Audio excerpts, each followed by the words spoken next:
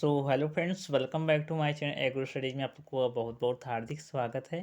Friends, जैसे कि आप लोग को थंबनेल को देखकर ही मालूम चल गया होगा कि आज की इस वीडियो में क्या बात करेंगे। जो आज की हम इस वीडियो में जो बात करेंगे हम बीएससी एजी, ठीक है, बीएससी एजी सेकेंड सेमेस्टर बायोकेमिस्ट्री। ठीक, क्या है हमारा बायोकेमिस्ट्री। देखिए, काफ़ी यूनिवर्सिटी का क्या है कि जो सेमेस्टर है वो पहले सेमेस्टर में ही बायोकेमिस्ट्री मिल जा रहा है। तो कोई भी आपका सेमेस्टर हो उसमें दिक्कत नहीं है।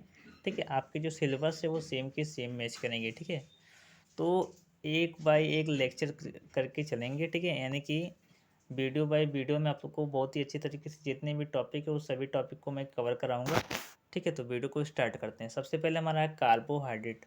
तो कार्बोहाइड्रेट जो हमारा है, समझ लीजिए एक कार्बन है, ठीक है, और हमारा हाइड्रोजन है। कार्बन और हाइड्रोजन से मिलकर बना है।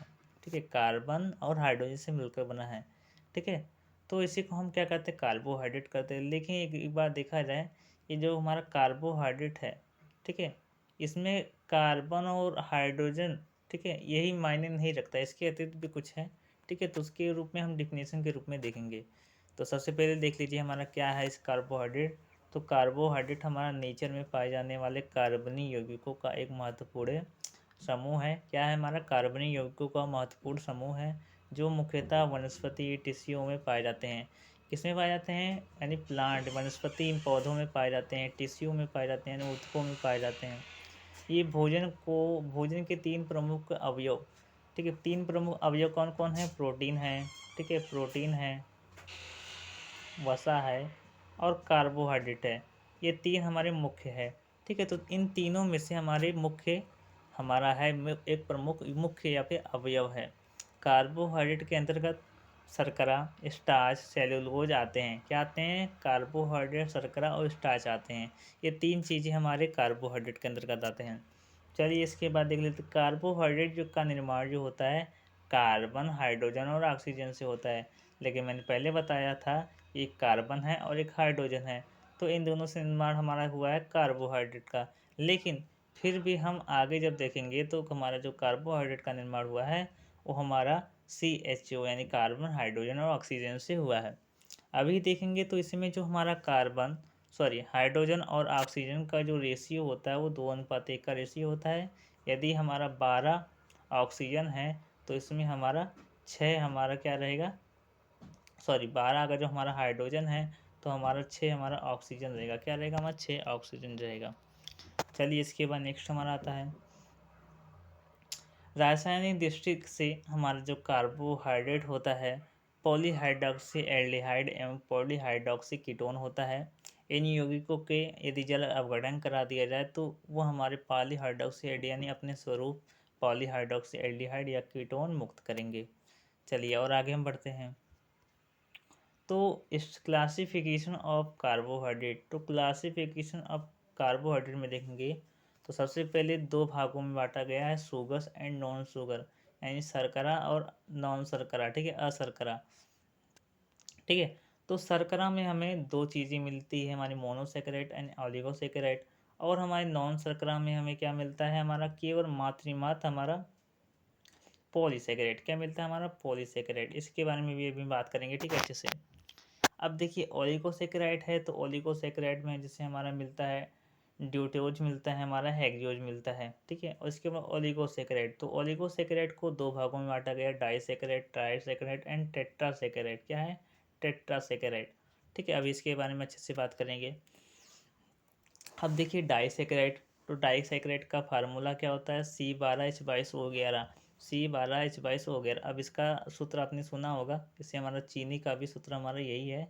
और हमारा जो माल्टोज है, माल्टोज का भी फार्मूला यही है, सेम का सेम माल्टोज का भी है, लैक्टोज का भी और सुक्रोज का भी यही फार्मूला है। यदि टेट्रालोज में देखेंगे, ठीक है, तो सॉरी ट्राइसेकेराइड में देखेंगे तो इसमें हमारा रेफिनोज आता है। तो रेफिनोज हमारा जो फार्मूला है C18H32, ठीक है, H32O16 हमारा है।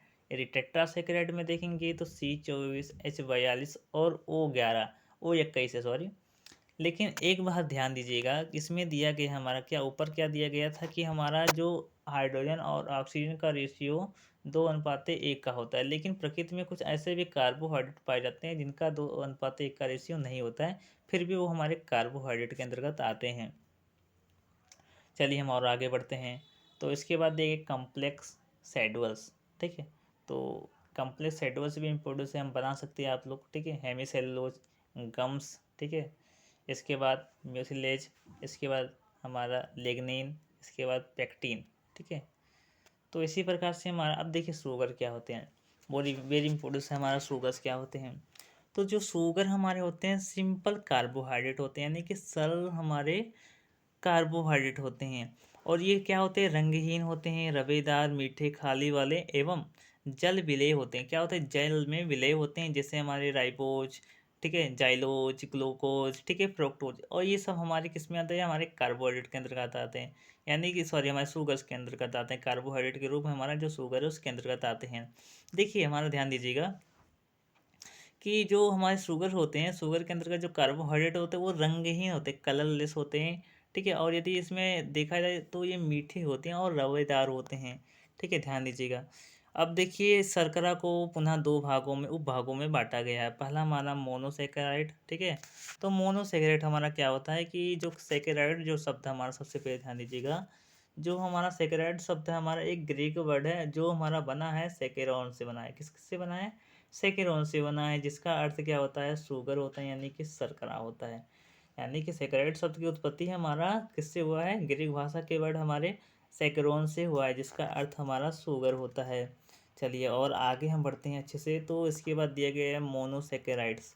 तो मोनोसेकेराइड जो हमारे होते हैं वो कार्बोहाइड्रेट की, ठीक है, कार्बोहाइड्रेट की मूल संरचना होती है, बहुत ही मूल संरचना होती है, जिन्हें और अधिक सरलतर रूपों में नहीं अपघटित किया जा सकता है। यानी कि इसके अतिरिक्त हम इसका जल अपघटन नहीं करा सकेंगे। ये सबसे छोटी या फिर सबसे सरलतम इकाई होती है। और इनके प्रमुख सदस्यों में जैसे हमारा एल्डोक्यूटोज हमारा हो गया, ठीक है, एल्डोहेक्सोज हो गया, कीटोपेक्टोज हो गया और कीटोलोज महत्वपूर्ण है। इनका जो रासायनिक जो सूत्र होता है CnH2n होता है। क्या होता है, CnH2n हमारा होता है। अच्छे से देखिएगा, आप लोग को बहुत ही अच्छे तरीके से नोट्स में प्रोवाइड कर रहा हूँ। और नोट्स का जो PDF रहेगा मैं आप लोग को जब इसका पूरा होगा, ठीक है, यानी कि कहने का तात्पर्य है कि जब बायोकेमिस्ट्री का जब मैं लेक्चर पूरा कर दूंगा तो उसमें आप लोगों को ध्यान दीजिएगा, उसमें आप लोगों को PDF प्रोवाइड कर दूंगा। और PDF में ध्यान दीजिएगा, PDF में आप लोग के PDF में जो दूंगा मैं आपको, उसमें क्या लगे रहेंगे, पासवर्ड लगे रहेंगे, ठीक है, क्या लगे रहेंगे, पासवर्ड लगे रहेंगे, ठीक है। तो उस पासवर्ड को अगर जो आपको तोड़ जानना है, की जानना है, तो आप लोग को वीडियो देखना पड़ेगा, ठीक है। वीडियो को मैं आखिरी में बता दूंगा या फिर बीच में बता दूंगा, ठीक है, कभी भी बता सकता हूँ, ठीक है। और बेहतरीन हमारा ये नोट्स है, ध्यान दीजिएगा, अच्छी तरीके से नोट्स है, क्योंकि ये हमारे जो है हमारे गुरु जी के द्वारा लिखा गया है, ठीक है। तो इसके बाद दूसरा हमारा आता है ओलिगोसेकेराइड। तो ओलिगोसेकेराइड हमारा होता है, हमारा ओलिगोसेकेराइड का जल अपघटन करने पर क्या होता है कि मोनोसेकेराइड के दो, ठीक है, दो हमारे अणु प्राप्त होते हैं। कितने अणु प्राप्त होते हैं, 2 से 10 अणु प्राप्त होते हैं। कितने प्राप्त होते हैं, 2 से 10 अणु प्राप्त होते हैं। अब इसके अंतर्गत क्या क्या आते हैं हमारे, सबसे पहले ध्यान दीजिएगा। तो इसके अंदर यानी ओलिगोसेकेराइड के हमारे अंतर्गत 2-3 चीज़ें आती है, ठीक है, हमारे डाइसेकेराइड, ट्राइसेकेराइड और टेट्रासेकेराइड आते हैं। तो डाइसेकेराइड क्या होता है, तो जिसके बारे में देख लेते हैं। तो डाइसेकेराइड का निर्माण हमारा मोनोसेकेराइड के 2 अणुओं से होता है, ठीक है, 2 अणुओं के आपस में मिलने से होता है। इससे ग्लूकोज प्लस फ्रक्टोज बराबर हमारा क्या बनता है, सुक्रोज बनता है। और ग्लूकोज प्लस ग्लूकोज से मिलकर हमारा माल्टोज का निर्माण होता है। और ग्लूकोज प्लस गैलेक्टोज हमारा यदि हो जाता है तो हमारा क्या बन जाता है, हमारा हमारा अदर अदर प्रोडक्ट बन जाता है, ठीक है, ध्यान दीजिएगा, वो हमारा गैलेक्टोज कहलाता है, ठीक है। तो नेक्स्ट हमारा ट्राइसेकेराइड। तो ट्राइसेकेराइड की मैं बात करूँ तो ट्राइसेकेराइड का जो निर्माण होता है मोनोसेकेराइड के 3 अणुओं के संयुक्त होने तथा जल अपघटन के 2 अणुओं के निकलने से होता है। अतः इनके जल अपघटन से हमारे जो होते हैं 3 अणु अथवा हाइड्रोजन के 2 अणु प्रयुक्त होते हैं, ठीक है। तो जो ट्राइसेकेराइड होते हैं इनके जल अपघटन से हमारे 3 अणु मोनोसेकेराइड के प्राप्त होते हैं, ध्यान दीजिएगा। तो इसमें देख लिए रेफिनॉल दिया गया, और जल इसका जल अपघटन जब करें, हाइड्रोलाइजेशन जब कराएंगे तो ग्लूकोज, फ्रक्टोज प्लस गैलेक्टोज 3 चीज़ें मिलकर बना है, ठीक है। तो रेफिनोज का निर्माण हुआ है। इसके बाद और आगे बढ़ते हैं तो इसके बारे में देख लिए। तो ट्राईसेकेराइड तो देखें, हम टेट्रासेकेराइड के बारे में भी अच्छे से देख लेंगे अभी आने वाली वीडियो में, ठीक है। नॉन शुगर की मैं बात करूँ तो नॉन शुगर हमारा जो होता है इसे हम पॉलीगोसेकेराइड भी कहते हैं। अब पॉलीगोसेकेराइड क्या होता है? तो पॉलीगोसेकेराइड का जो निर्माण होता है मोनोसेकेराइड के अनेक अणुओं से होता है। 1, 2, 3, 4, 5, 6, 7, 8, 9, 10 से नहीं बल्कि अनेकों हमारे मोनोसेकेराइड के संयुक्त होने से हमारे किसका निर्माण होता है? पॉलीसेकेराइड का होता है। और इनका जो अध्ययन जो हमारा फार्मूला हो जो हमारा सामान्य सूत्र जो हमारा होता है C6H10O5 होता है। क्या होता है? C6H10O5 और उसके बाद हमारा अंडर रूट लगाकर हम ठीक है क्वेश्चन बन करके हम एन लगा देंगे। एन का मतलब क्या है? कार्बन की एक लंबी श्रृंखला हमारी है। इस इनके जल अपघटन से हमारे मोनोसेकेराइड के 10 से अधिक अणु प्राप्त होते हैं, जैसे हमारे स्टार्च, सेलुलोज, ठीक है, हेमिलोज, ग्लाइकोजन, इनुलाइन, ठीक है, पेक्टिन, इट्स इत्यादि प्रमुख पॉलीसेकेराइड हमारे होते हैं।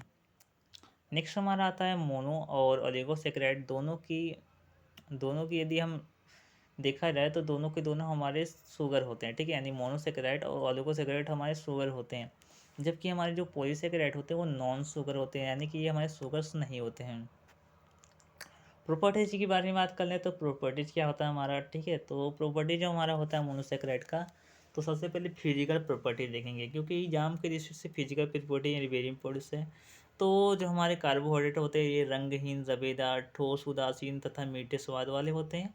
कौन से स्वाद वाले होते हैं? मीठे स्वाद वाले होते हैं। इसके बाद देखा जाए तो हमारे जो सभी मोनोसेकेराइड जल अपघटन, ठीक है, जल अपघटन द्वारा हमारे यानी कि अल्कोहल में अल्प विलेय होते हैं, ठीक है, ईथर, बेंजीन में अविविलेय होते हैं, ठीक है, अविलेय होते हैं। देखा जाए तो हमारे जो जल होता है जल में विलेय होते हैं, यानी कि जल में यदि देखा जाए घोलेंगे, यदि कार्बोहाइड्रेट को सॉरी मोनोसेकेराइड को घोलेंगे तो वो घुल जाएगा, लेकिन अगर जो अल्कोहल में घोलेंगे, बेंजीन में घोलेंगे, ईथर में घोलेंगे तो वो घुलेगा नहीं। तो इसी को कहते हैं कि अविलेय हमारा है, ठीक है। अधिकांश इसके बाद तीसरा आता है कि मोनोसेकेराइड अधिकतर हमारे प्रकाश सक्रिय होते हैं। सभी प्राकृतिक मोनोसेकेराइड का प्रकाश सक्रिय होते हैं। इसके बाद चलिए और आगे बढ़ते हैं तो अगला हमारा दिया गया है चौथे नंबर पर क्या दिया गया है कि सभी मोनोसेकेराइड में हमारा म्यूटेशन, ठीक है, म्यूटेशन क्या होता है अभी आने वाले समय में आप लोग को अच्छे से बता दूंगा, का गुण पाया जाता है। म्यूटेशन का गुण पाया जाता है गर्म करने पर बिना पिघले हुए ही भूरे होकर सुलझ जाते हैं। इसके बाद दिया गया हमारा कि केमिकल प्रॉपर्टीज। तो सबसे पहले केमिकल प्रॉपर्टी में आप नाम याद कर लीजिए, ठीक है, ऑक्सीडेशन। ऑक्सीडेशन का मतलब क्या है कि ऑक्सीजन का जुड़ना, ठीक है, तो ऑक्सीडेशन हमारा कहलाता है। इसके बाद हमारा आता है एल्डोडेज, ठीक है, तो एल्डोडेज या फिर ऑक्सीडेशन ये भी हमारा होता है, ठीक है, एल्डोडेज का ऑक्सीडेशन, ठीक है। तो इसके बाद हमारा नेक्स्ट आता है कीटोजेज, ठीक है, तो कीटोजेज यानी कि कीटोन का ऑक्सीडेशन जब जोड़ेंगे होगा, यानी कीटोन के समूह में जब ऑक्सीजन जोड़ेगा तो हमारा क्या कहलाएगा? कीटोजेज का ऑक्सीकरण कहलाएगा, ठीक है। तो इसी प्रकार से हैं।